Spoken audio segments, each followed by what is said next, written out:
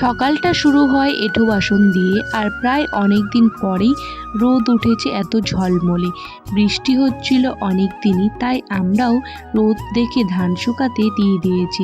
আর এদিকে রান্না হবে এগুলো, আর এদিকে একটু ছাগলটাকেও ঘাস দিয়ে দিচ্ছিলাম, আর এদিকে দিদা সবজি কেটে দিচ্ছিল, আর এদিকে আমি লঙ্কার বোটাগুলো ছুটিয়ে, আর এদিকে তোমাদের সাথে গল্প করতে করতে এদিকে রান্নাও কমপ্লিট। দেখো কি কি হয়েছে।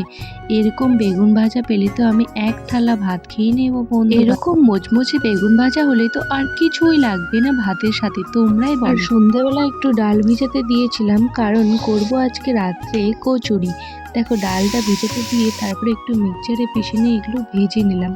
তারপর দেখো গোল গোল করে পুর ভরে নিয়েছি কচুরি ভাজার জন্য। তো বন্ধুরা, আমার ভিডিও যদি ভালো লাগে তো লাইক, কমেন্ট, সাবস্ক্রাইব করে অবশ্যই আমার পাশে থেকো বন্ধুরা।